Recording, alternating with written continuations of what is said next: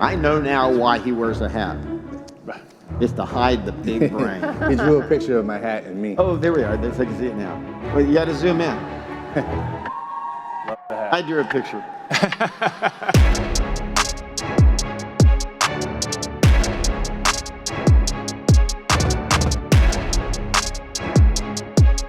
I'm Scott Malouff from San Antonio, Texas. How y'all doing? So last year, our team, we were able to serve 539 families, 125 in production. And the first thing that you told me was, Gary, to do that, you have to put your people first. Correct. When you said that, what did you mean? When building a team, it's no longer about you, it's about them. And figuring out what's important to them to be able to help them achieve that, and what action steps you need to take to be able to get there. I think that's right. How does that work? And you said to me, okay, well, number one, I train them.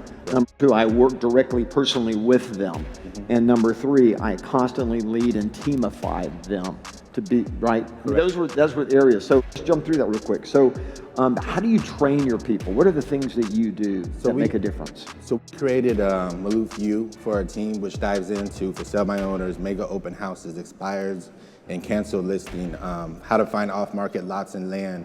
So we have a whole list of videos and the standards as well as the scripts that they need to follow to be able to be successful when it comes to lead gen.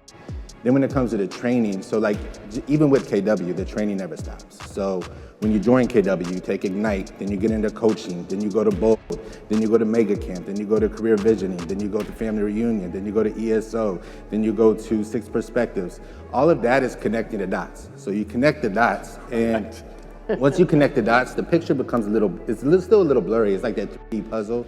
You're looking at it. It's not till you take it over and over and over again before the picture becomes clear. Because you learn in Bold that no man or woman stands in the same river twice. So who you are, like who I was 5 years ago, is not who I am today. That's right. And you continue to learn and you continue to grow. And as a leader, taking those classes are very important as well. Because if you're not leading yourself well, you're not going to be able to lead others well. And so say if I was not in coaching, then other agents inside of our organization would not think it's important to take coaching. Same with Bold. If I didn't take Bold, then if I'm telling the next 8 agents that come into our organizations or 4 agents, like this is the reason why we take Bold, this is the purpose of it, this is why you need to be all in. If they don't see me taking it, then they're like, well, why do I need to take it if you're not taking it? Yeah, I think the thing that I just love about you, and is you're very intentional about helping your people. You're very intentional, and you're very concentric. You literally walk your talk.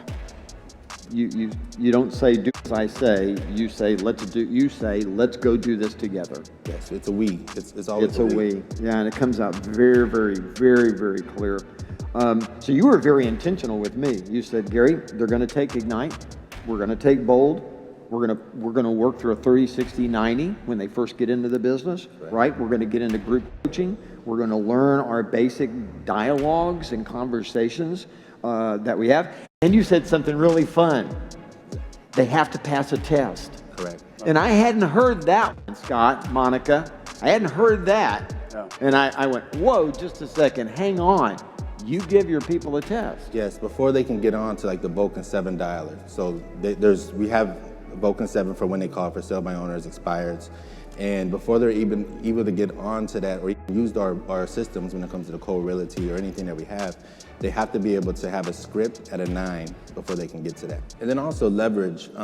When you look at ROI to ROE, return on investment to return on energy, where should your time best be spent? Whoa, say that again, return on energy. I haven't heard that. So that's new, I didn't write that down. So return on investment to return on energy, where should your time best be spent? Gotcha. So we have our Victoria, who came on as my assistant, now she's our director of operations. So when she came into our organization, we used to bring on in-house transaction coordinators as well. Yet after speaking to Jordan, our coach, he's like, have you thought about cyberbacker? Have you thought about hiring a VA? So we started doing that for our TC work, and so this year we'll close around 700 transactions, yet it's with 5 cyberbackers and only 1 DOO in-house. Say that again, because they're gonna freak out at what you just said. How many transactions do you think you'll do? So we'll do 700 transactions, and last year we did 539. Yeah. With only 1 in-house operations, and everything else was virtual. Yet, Say that again. They're still registering this idea that you could actually do that. so it is possible. You do have to take the time in to be able to create the training video. So you can't just hire them and expect them to know what to do. Yeah. So Victoria, she made 30 videos on how to and how to and how to. And then what she was able to do is she created a lead VA that then trains the other VAs. So she has herself as the director of operations. Then we have a lead virtual assistant that helps train the other virtual assistants. Man, that's You have to be very intentional. Correct. You have to be very documented. But that also allows you to operate at a high level of efficiency and effectiveness because you do that, right? It does, and we're able, so agents on our team, we leverage the contract. So you need to know the contract, understand the contract, know how to negotiate the contract. Yeah, when it comes to writing the contract, writing the listing agreements, going to MLS drafts, all of that is leveraged so they can focus on what's gonna yield them the highest dollar amount every day. I know now why he wears a hat. It's to hide the big brain. You do not, you gracefully do not want to intimidate us. I mean, that's just brilliant. The last thing real quick, and that is you said you focus on working with your people, holding them accountable. So there's weekly 411s in your world. Correct. So we do 401 every Monday morning at 8:30. We make sure the team is there. That is a standard on the team, that they are there every week. We do run 15 protocol, so 15 protocols ran as well on 15th of the month.